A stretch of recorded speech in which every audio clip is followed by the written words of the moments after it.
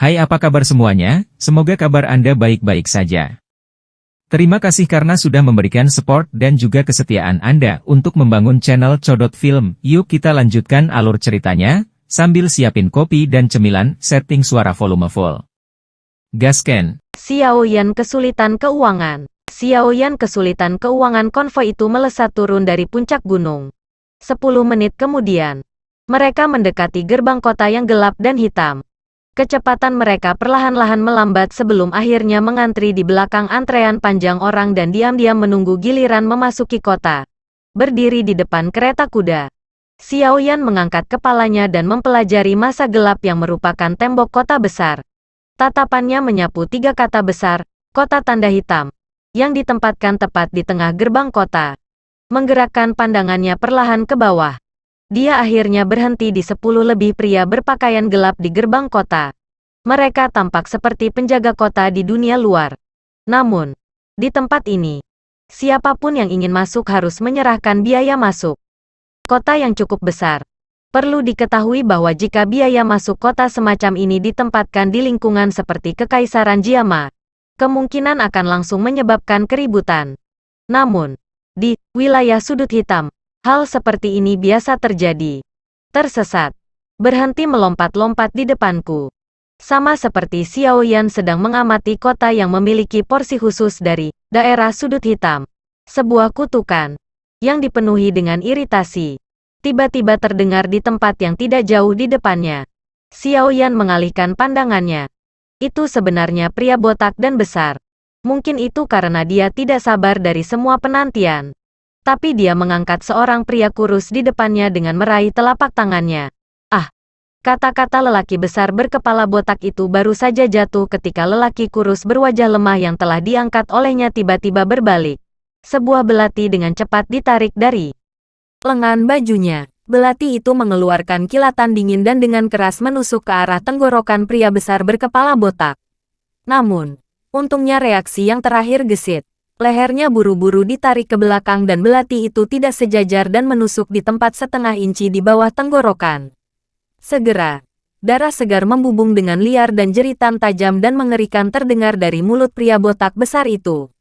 Setelah secara serius melukai pria botak dan besar dengan satu serangan, pemuda kurus-kurus itu mengayunkan tubuhnya dan dia seperti ikan loah saat tubuhnya berkontraksi dan menarik keluar dari pakaiannya. Setelah itu, dia berguling ke semak-semak di samping dan menghilang. Bajingan, saya akan membunuhmu. Mata pria besar berkepala botak itu merah padam saat dia mencabut belati. Dia kehilangan akal sehatnya saat dia juga menyerbu ke semak-semak. Beberapa saat kemudian, teriakan yang mirip dengan jeritan mengerikan dari sebelumnya keluar dari semak-semak. Itu lama kemudian sebelum menghilang secara bertahap. Xiao Yan berdiri di bingkai gerbong dan agak tertegun saat dia melihat semak-semak. Ketika dia mendengar jeritan pengeritingan darah terakhir itu, dia tahu bahwa pria besar berkepala botak itu akan kesulitan mempertahankan hidupnya.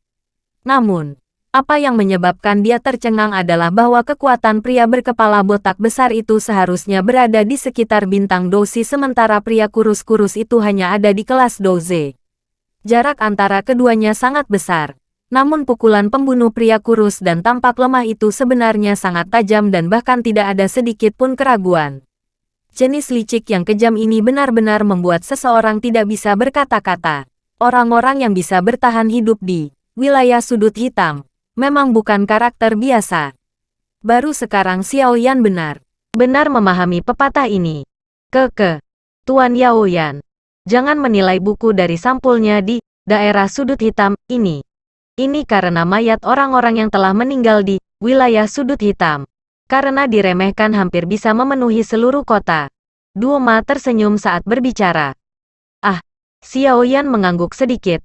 Adegan yang telah dia saksikan dengan matanya sendiri memungkinkan dia untuk sepenuhnya memahami aturan wilayah sudut hitam. Pertarungan antara dua orang sebelumnya seperti selingan singkat dan hanya memberi orang-orang yang mengantri hiburan. Namun, hampir tidak ada orang yang menyia-nyiakan emosi untuk ini. Antrian perlahan bergerak maju. Setelah menunggu hampir setengah jam, akhirnya giliran konvoi. Ketika konvoi mencapai gerbang kota, Duo Ma menyerahkan sekantong besar koin emas dengan sangat cepat. Mata Xiao Yan tajam. Dia bisa melihat dengan jelas bahwa ada tas kecil yang disembunyikan di tangan Duo Ma ketika dia menyerahkan tas besar berisi koin emas. Pria berpakaian hitam acuh tak acuh itu menerima koin emas dan dengan sembarangan menimbangnya di tangannya. Ekspresinya sedikit lebih lembut. Tapi dia tidak mengatakan hal yang tidak perlu. Dia melambaikan tangannya dan mengizinkan kelompok pedagang Duo Ma memasuki kota. Tuan Yaoyan, kemana Anda berencana pergi selanjutnya? Setelah memasuki kota, konvoi Duo Ma berhenti dan dia bertanya sambil tersenyum. Saya berencana untuk berjalan-jalan di sekitar kota. Oh iya, bolehkah saya tahu di mana saya bisa menemukan jumlah bahan obat terbesar di kota tanda hitam? Xiao Yan melompat turun dari kereta kuda, mengangkat kepalanya, dan bertanya. Bahan obat ya? Itu secara alami akan menjadi tempat 1000 obat, selama Anda memiliki cukup uang. Anda akan dapat membeli bahan obat langka yang akan sulit ditemukan orang di luar tempat ini. Duo Ma tersenyum saat menjawab. Ah, terima kasih banyak. Karena sudah seperti ini, mari berpisah di sini. Kami akan mengobrol di masa depan jika kami punya kesempatan. Xiao Yan menangkupkan tangannya ke arah Duo Ma. Dia tidak menunggu yang terakhir untuk mengatakan kata-kata sopan apapun, dia membalikkan tubuhnya dan masuk ke dalam aliran manusia. Setelah itu dia menghilang. Ia semoga bisa betul-betul bertemu lagi. Namun, di antara orang-orang yang meninggal di wilayah sudut hitam, setiap tahun, jumlah kematian di antara orang-orang baru adalah yang tertinggi. Ini khususnya terjadi pada orang-orang muda yang memiliki kekuatan. Mereka dipenuhi dengan energi masa muda dan tidak tahu bagaimana menyembunyikan ketajaman mereka. Jelas terlihat seperti mereka akan berumur pendek. Namun, anak kecil ini jauh lebih baik. Jika metodenya bahkan lebih kejam, dia mungkin benar-benar bisa beradaptasi dengan tempat semacam ini dan membuat nama untuk dirinya sendiri. Saat dia menatap punggung Xiao Yan yang telah menghilang, Duo Ma tertawa getir sebelum melambaikan tangannya dan memimpin konvoi ke jalan lain. Xiao Yan perlahan berjalan di sepanjang jalan. Tatapannya berulang kali menyapu toko-toko di kedua sisi jalan. Namun, yang benar-benar menyebabkan Xiao Yan tidak bisa berkata-kata adalah bahwa sebelum dia selesai berjalan di jalan pendek ini, yang panjangnya bahkan tidak 100 meter, dia telah melihat tidak kurang dari 10 perkelahian. Bahkan ada situasi seperti menghunus pisau untuk bertarung berdarah. Berkenaan dengan kota semacam ini, hanya ada satu kata untuk menggambarkannya dengan tepat. Itu tadi, chaotic. Xiao Yan menghindari perkelahian berdarah dan melewati dua sudut jalan. Dia berjalan selama hampir 20 menit sebelum pandangannya yang memindai akhirnya berhenti di papan nama sebuah toko yang menempati ruang yang luas. Tertulis di papan nama merah pucat itu ada 3 kata besar yang tampak kuno. Tempat 1000 obat. Seharusnya ini tempatnya, kan? Xiao Yan dengan lembut bergumam di dalam hatinya. Dia meningkatkan kecepatannya dan berjalan ke toko obat ini dengan suasana yang luar biasa. Segera, campuran lebih dari 100 aroma obat yang berbeda menerkam, menyebabkan dia tanpa sadar memiliki dorongan untuk bersin. Ukuran di dalam toko obat itu besar. Penghitung kristal ditempatkan secara vertikal dan horizontal di dalam toko. Ada berbagai jenis bahan obat yang ditempatkan di dalam konter transparan. Pada saat ini, ada cukup banyak orang yang menghentikan langkah mereka di depan loket ini. Suara obrolan yang berisik berulang kali bergema di dalam toko. Langkah kaki Xiao Yan perlahan menyeretnya ke konter kristal. Tatapannya menyapu bagian dalamnya dan kejutan melintas di matanya. Seperti yang dikatakan Duo Ma, ramuan obat di tempat 1000 obat ini memang sulit ditemukan di dunia luar. Dia benar-benar tidak tahu bagaimana mereka bisa mendapatkan bahan obat unik dalam jumlah besar. Xiao Yan menghela nafas kaget saat dia menggelengkan kepalanya. Tatapannya menyapu harga yang ditunjukkan di bawah bahan obat dan tanpa sadar menjadi tertegun. Bunga 3 pin roh kayu, berperingkat tinggi mungkin langka di dunia luar. Tetapi harga jualnya paling banyak sekitar 50.000 koin emas. Namun, harga di sini dinaikkan hampir. Namun, Nargu Arma Mamnum Mumpem 3 kali lipat dari jumlah itu. 170.000 untuk satu. Orang-orang ini mungkin juga pergi dan merampok orang lain secara langsung. Xiao Yan tidak bisa berkata-kata saat dia menggelengkan kepalanya. Dengan kekayaannya saat ini, Tampaknya dia bahkan tidak mampu membeli satu bunga 3 pin kayu roh. Xiao Yan tertawa getir. Tatapannya sekali lagi perlahan menyapu meja kristal. Beberapa saat kemudian, dia berdiri di konter terakhir dengan ekspresi agak kaku. Dari pengamatannya sebelumnya, dia memang telah menemukan semua bahan obat untuk memperbaiki satu pil ungu pemulihan spiritual. Namun, setelah perhitungannya, jika dia membeli semua bahan obat ini, dia akan membutuhkan setidaknya 170.000 koin emas. Toko yang tidak bermoral Toko yang tidak bermoral. Akan lebih baik jika Hai Tua ada di sini. Dengan dia menjadi tetua agung dari klan primer, pasti tidak akan menjadi masalah mengeluarkan uang sebanyak ini. Xiao Yan dengan lembut bergumam di mulutnya.